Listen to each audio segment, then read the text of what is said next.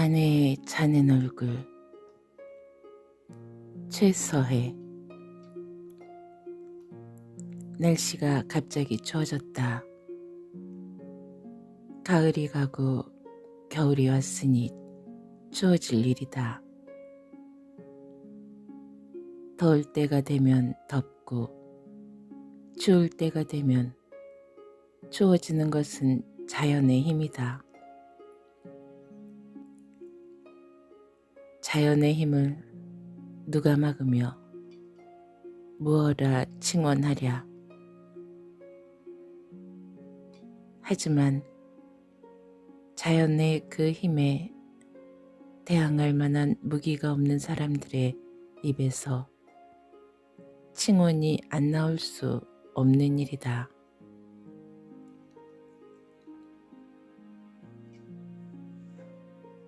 추워지니 그것을 대항하려면 불이 필요하다.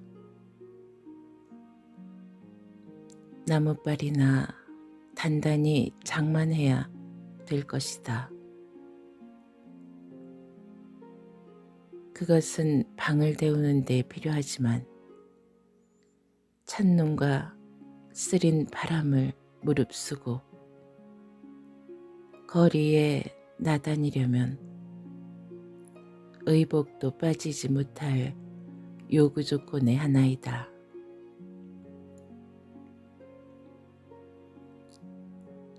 자켓이나 외투 같은 것은 너무도 구상한 것이니 바라볼 생념도 없지만 튼튼한 무명옷에 솜이나 툭툭히 놓아 입어야 얼어 죽은 귀신을 면할 일이다.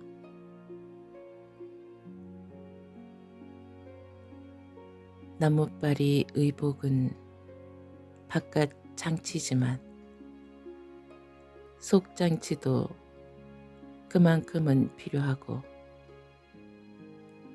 토장국 조밥이라도 뜨뜻이 불쑥이 먹어야 이 추운 겨울에 어린 아내와 같이 이놈의 펄떡거리는 심장의 뜀을 보존할 것이다.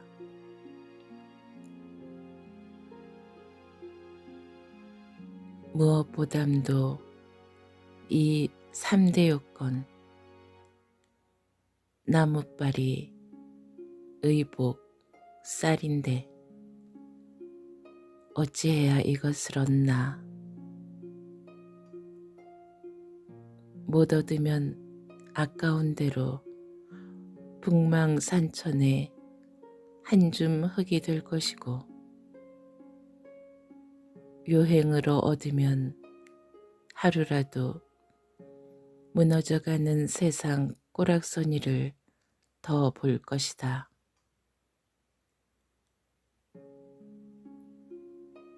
그것도 세상이 다 같이 그렇다면 문제가 없다. 다 같이 그 무서운 자연의 위력 아래서 3대 요건이 굽이지 못하여 쓰러지거나 그렇지 않으면 3대 요건이 딱 들어맞아서 다 같이 버쩍 일어서거나 한다면 그렇게 괴로울 것도 없는 일이요 슬플 것도 없는 일이다.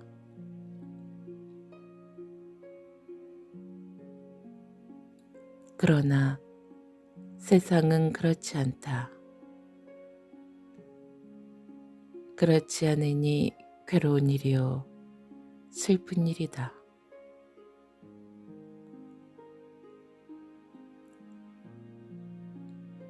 어떤 사람은 3대 요건이 그 도수에 넘어서 걱정인데 어떤 사람 나 같은 놈은 도수에 못 차기는 고사하고 아주 텅 빈 판이며 X의 자본론을 읽지 않아도 X의 머리를 가지게 된다.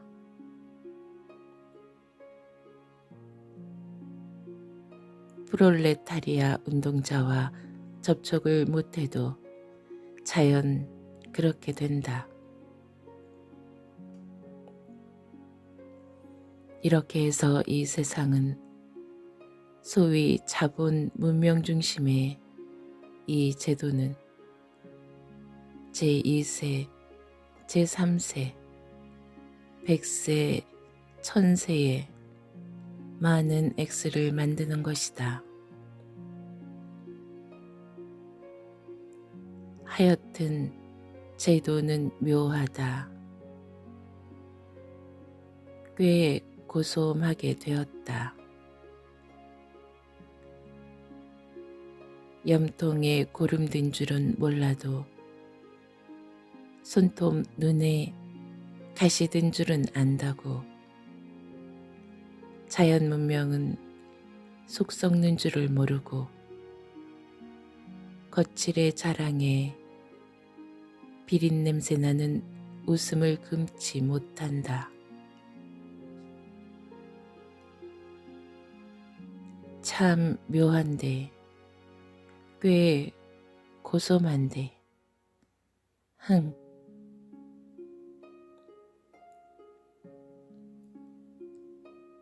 끝없는 생각이 기선의 머릿속에 스며들어서 위로 아래로 오르내리다가 묘하다, 꽤 고소하다는 결론에 이르는 때면 그로도 알 수 없어 그는 흥하였다.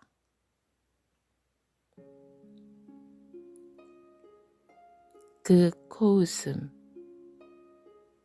그것은 묘하고 꽤 고소한 세상에 미래에 닥칠 어떠한 현상을 눈앞에 그려보고 치는 코웃음만이 아니라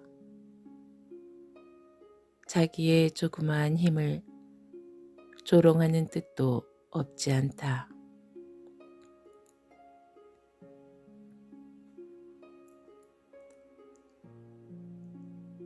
앉으나 서나 어느 때나 그의 머리는 그런 생각에 쉴 새가 없었다. 봄이나 여름에는 그 생각 가운데서도 나뭇바리와 솜의복이 빠지니 좀 늦춰진다고 하겠지만 늦은 가을로부터 점점 이렇게 겨울이 되는 때 그의 생각은 한층 복잡하여지고 한층 무거워진다.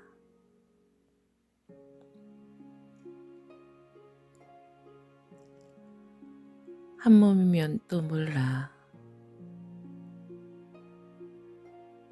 기선이는 아내를 생각하면 더욱 견딜 수 없었다. 어리고 약한 아내가 차디찬 구들에서 자기의 손만 쳐다보는 양이 눈앞에 떠오르는 때면 꽤 낙천적인 그의 가슴에도 버석거리는 얼음 덩어리가 꾹 들어박힌다.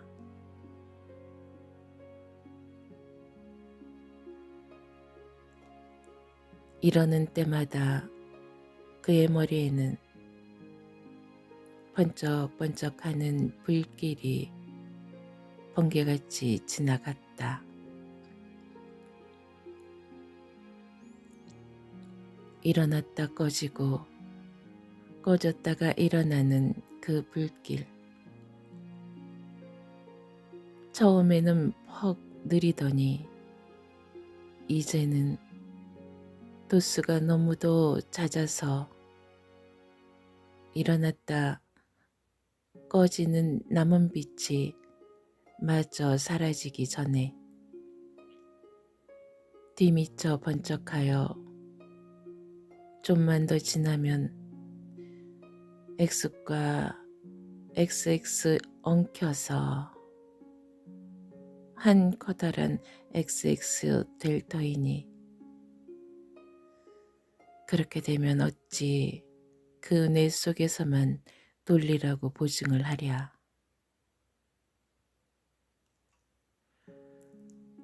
기선이 자신도 그것을 느낀다. 그럴 때마다 그는 생각한다.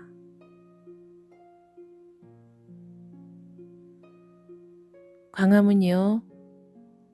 고기몬데스.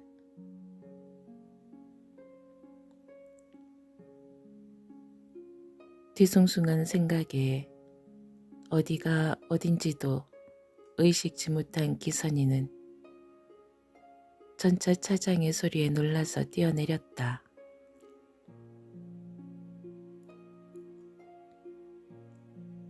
계모의 나빠대기같이 찡그린 하늘 아래 으릉으릉 전선을 울리면서 스쳐가는 바람은 아직도 겹옷 입은 그의 몸에 스며들어서 뼛속까지 사무친다. 그는 몸을 송그리 굴면서 장춘단 쪽으로 향하였다. 금년 가을에 필운동 막바지에서 집세 때문에 몰려난 뒤로 이리로 왔다. 중앙지는 세가 너무도 비싸서 그에게는 인연이 없었다.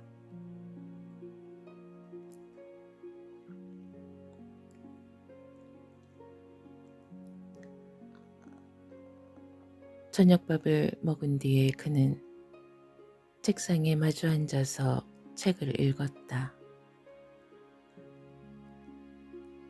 구들이 어떻게 찬지 얼음판에 앉은 것 같이 궁둥이가 저려 올랐다.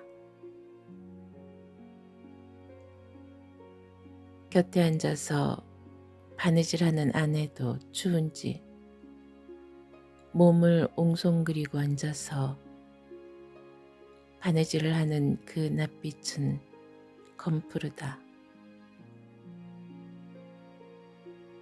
그것을 볼 때 기선의 가슴은 그저 스르르 하였다.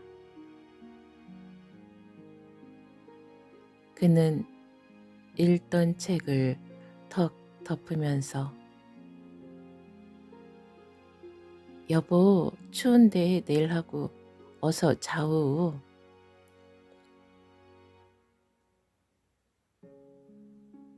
하고 담배를 피웠다.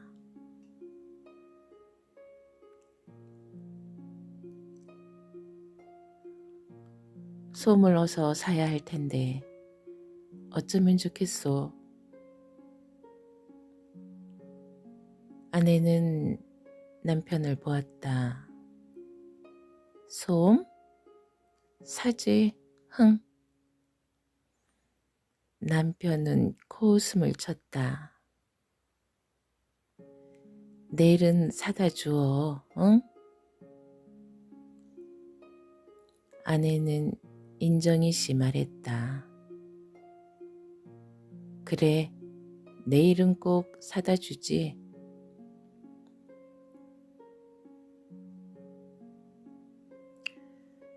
남편의 쾌활스럽게 말하면서 아내를 보고 번긋하였다. 응, 또 거짓말. 어제는 꼭 오늘도 꼭 하고도 내일은 쌀도 팔아야. 아내는 바느질을 하면서 뒷말을 혼잣말처럼 내었다. 그래, 다 해주지. 그것만 해. 돈만 있으면 3층 양옥에 피아노 놓고 하하하. 저것 봐 딴소리만 툭툭 하시면서. 아내는 힐끔 눈을 주면서 방긋 웃었다. 글쎄 내가 두고 안 해줘. 없으니 그러지. 그는 갑갑한 듯이 아내를 보았다.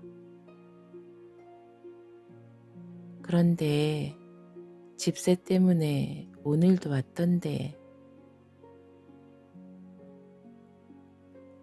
아내의 나체는 어둑한 기운이 스르르 덮이었다.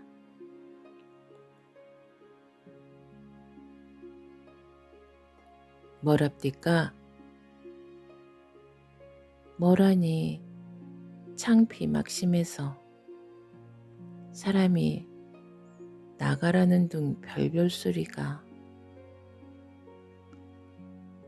아내의 말은 흐리마리하였다. 이대매는 오거든 좀 굴어놓구려.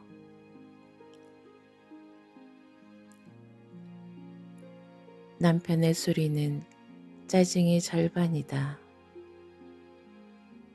아이고 저러니 내가 어떻게 해. 아내는 바느질 감을 밀어놓았다. 그만 것도 못 굴어놓는담. 글쎄 내가 뭐라고 하겠소.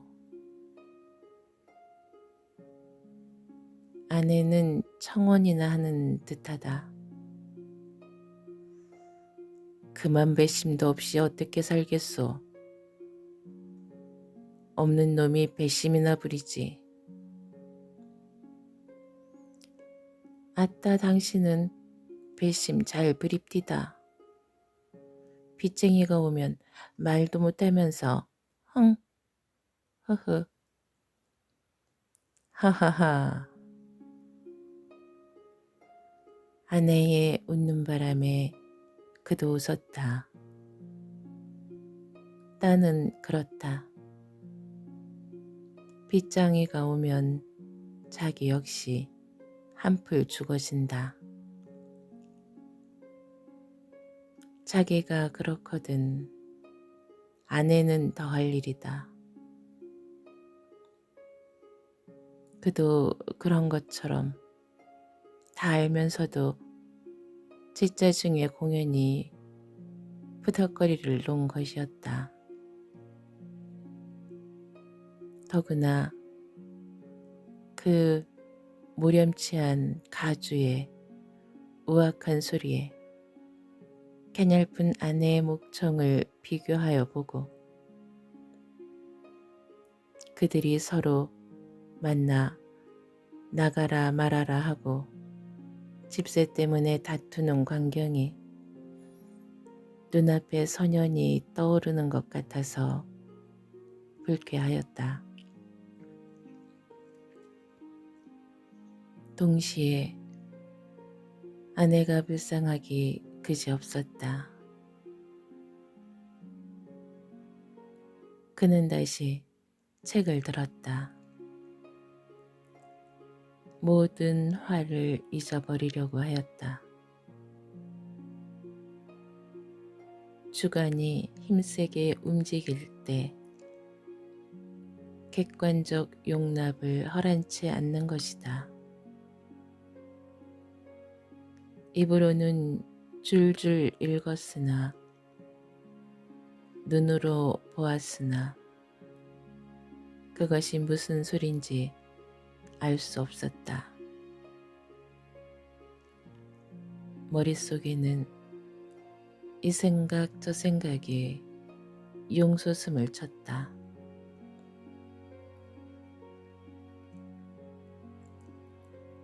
이러한 생활도 하루나 이틀이면 모르지만 벌써 얼마냐.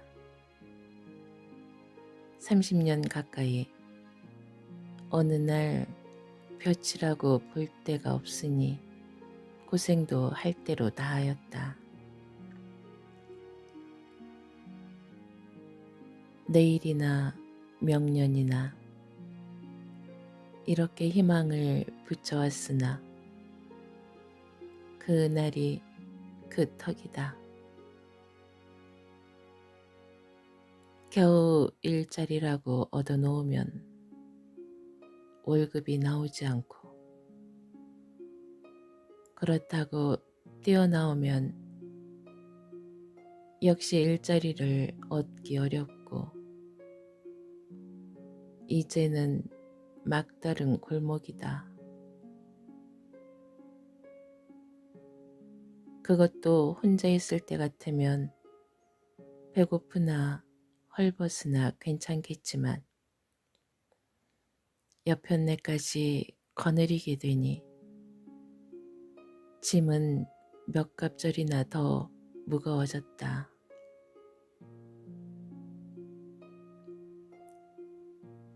공연한 짓.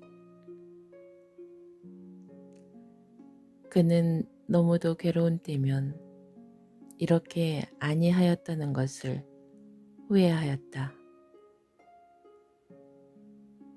어느 때든지 생활 곤란을 면하고야 장가든다고 성명한 자기가 아니었던가 하고 생각하면 자기라는 인격의 의지가 너무도 약하게 보였다.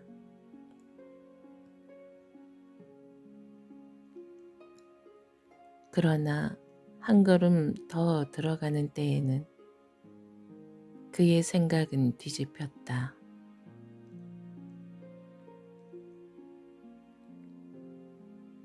나는 사람이다. 청춘이다. 사람은 빵의 줄이나 성의 줄이나 줄인 의미에 있어서는 한 가지다. 생활 곤란. 그것이 내게는 점점 더 닥치면 닥쳤지. 늦추어질 날은 없을 것이다.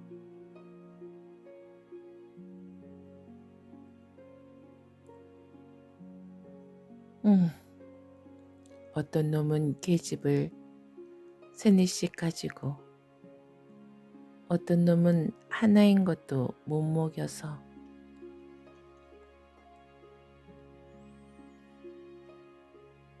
이렇게 생각하면 가슴이 좀 풀리고 무슨 빛이 나아갈 앞길에 빛이 되는 것 같으나 이론은 어디까지 이론이요 실제는 어디까지 사실이다. 자기의 현상을 돌아볼 때도 가슴은 뿌듯하였다.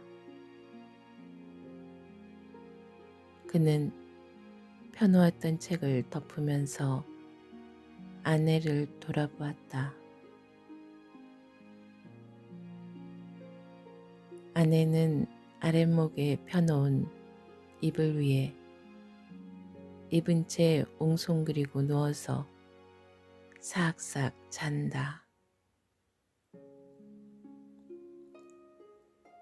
창백한 아내의 얼굴.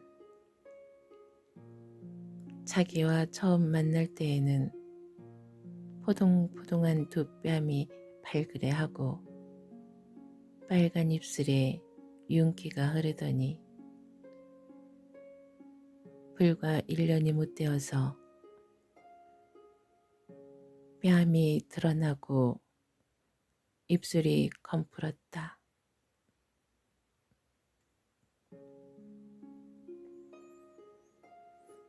아, 주림의 상징이여. 굶은 귀신이여.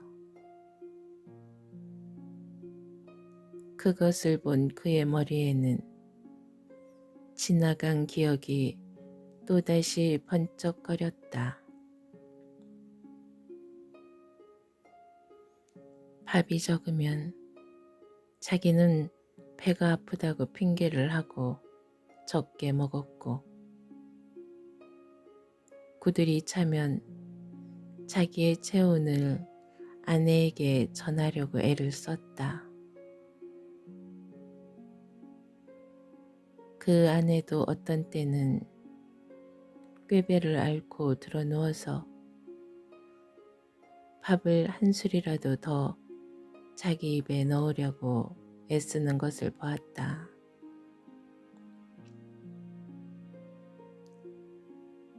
그의 눈은 흐리었다. 가슴은 쓰렸다. 그런 것 저런 것 생각하면서 지난해의 모습이 다 쓰러진 아내의 자는 낯을 볼 때 그는 자신도 모르게 오, 줄인 귀신이여 하였다. 그의 눈에는 핏대가 섰다.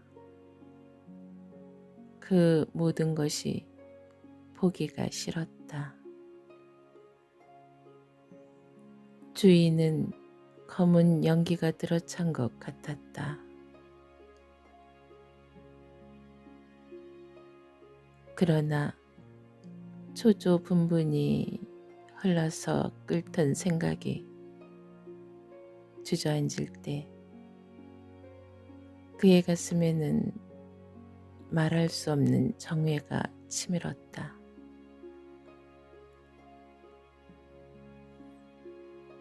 뉘우치는 정이 치밀어 오를 때 그는 그로도 모를 힘에 아내의 목을 꼭 껴안았다.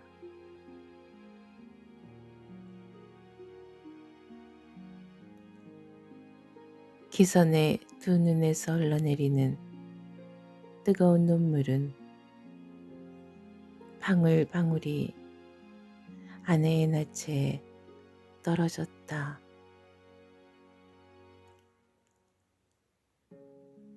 그 바람에 잠을 깬 아내도 기선의 목을 꼭 껴안았다.